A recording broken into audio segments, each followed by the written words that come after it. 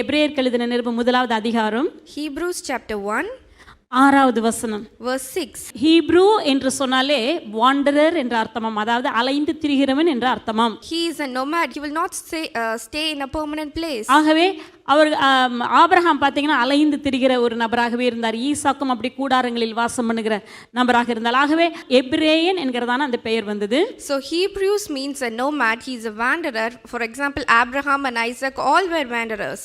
அந்த பிறகு நம்ம வாசிக்கும் பொழுது நாம் பார்த்ததான காரியம், இந்த எபிரேயருக்கு எழுதின முதல் அதிகாரத்தில் பார்த்தீங்கன்னா முக்கியமாக இயேசு கிறிஸ்து எல்லா சிருஷ்டிப்புகளை விட இயேசு கிறிஸ்து மிகவும் மிகவும் உயர்ந்தவர் என்பதையே அவர் மிக தெளிவாக சொல்கிறார். In this first chapter we can see that Jesus Christ is above and greatly exalted above all the creations. ஏன் அப்படி சொல்கிறார் என்பதை நாம் அடுத்த அதிகாரத்திலே அது சொல்லப்பட்டிருக்கிறது. நாம் அதை ஆறாவது வசனத்திலே இன்றைக்கு நாம் தொடர்ந்து கேட்கலாம். From verse 6 will continue. மேலும் தமது முதற் பேரானவரை உலகத்தில் பிரவேசிக்க செய்தபோது தேவ தூதர் யாவரும் அவரை தொழுது கொள்ள கடவர்கள் என்றார். And again when he bringeth in the first begotten into the world, he said, let all the angels of God worship him. எல்லா முதற் பேரானவரை உலகத்தில் பிரவேசிக்க செய்தபோது, அப்ப இயேசு கிறிஸ்துவுக்கு வேறொரு பெயர் என்ன? தேவனுடைய முதற் பேரானவர். So what is another name for Jesus Christ? He is the first begotten into the world. இந்த உலகத்திலே முதற் பேரானவராக வந்தார்.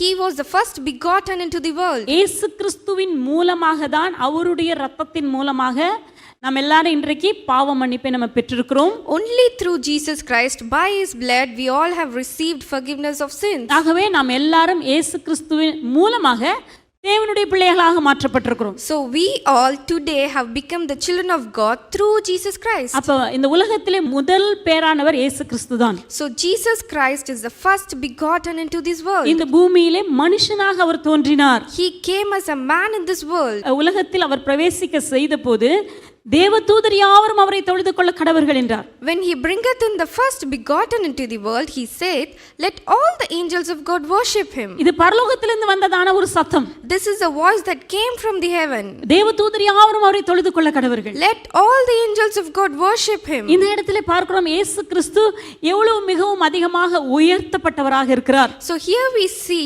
how Jesus Christ was greatly exalted. பிதாவாகிய தேவன் அவரை உலகத்துக்கு அறிமுகப்படுத்துகிறார்.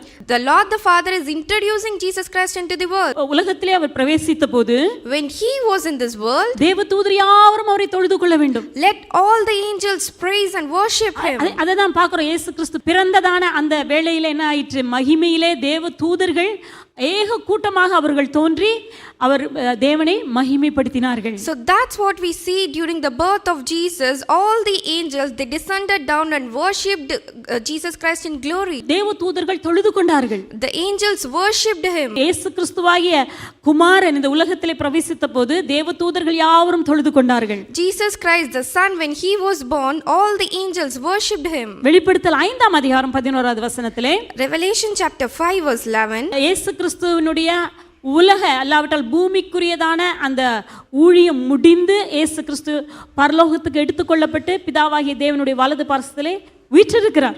Now Jesus Christ has finished his ministry in the world and now he is seated in the heavenly place with the Father. அப்பொழுது ஒரு தரிசனம் அப்போஸ்தலனாகிய யோவானுக்கு தேவன் கொடுத்தார். Vision was given to John by the Father.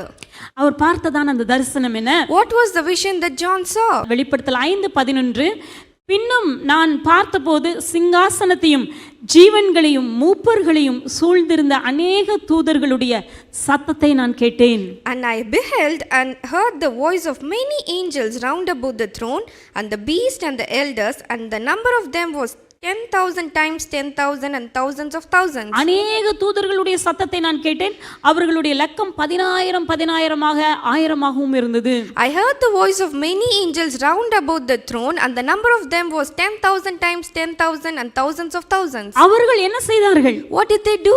12ஆம் வசனத்திலே வாசிக்கிறோம் பாருங்க. அவர்களும் மகா சத்தமிட்டு, அடிக்கப்பட்ட ஆட்டுக்குட்டியானவர் வல்லமையையும் ஐஸ்வரியத்தையும் ஞானத்தையும் பலத்தையும் கனத்தையும் மகிமையையும் ஸ்தோத்திரத்தையும் பெற்றுக்கொள்ள பாத்திரராயிருக்கிறார் என்று சொன்னார்கள். Saying with a loud voice, worthy is the lamb that was slain to receive power and riches and wisdom and strength and honor and glory and blessing. அவர்கள் யாவரும் அவர்கள் சொன்னதான காரியம், அவர் ஒருவரே பாத்திரர் பாத்திரர் பாத்திரர் என்று இப்பொழுது என்ன நடக்கிறது? பரலோகத்துல ஒரு பெரிய ஆராதனை நடந்து கொண்டிருக்கிறது. So in the heaven there was a great worship that went on, where all of them shouted with a loud voice, "Worthy is the Lamb, worthy is the Lamb." அதுல ஆயிரம் 10,000 தூதர்கள் அங்கே நின்று அவரை ஆராதிக்கிறார்கள். 10,000 times 10,000 and thousands of thousands angels were praising him. அப்ப தூதர்கள் எதற்காக உண்டாக்கப்பட்டிருக்கிறார்கள்? So for what reasons angels were created? தூதர்கள் அவரை தொழுது கொள்ளுகிறார்கள். To worship the Lord இயேசு Jesus. கிறிஸ்துவை தொழுது கொள்ளுகிறார்கள். To worship and praise the Lord Jesus. 14ஆம் வசனத்தில் வாசிக்கிறோம். அதற்கு 4 ஜீவன்களும் ஆமென் என்று சொல்லின. 24 மூப்பர்களும் வணக்கமாய் விழுந்து சதா காலங்களிலும் உயிரோடு இருக்கிறவரை தொழுது கொண்டார்கள். And the 4 beasts said, Amen. And the 24 elders fell down and worshipped him that liveth forever and ever. எப்படிப்பட்ட வார்த்தைகளை சொல்றாங்க? So how beautifully it is framed. அவங்க பாடுகிற பாடல் பாருங்க, என்ன வார்த்தை பாருங்க. What is the song they are singing?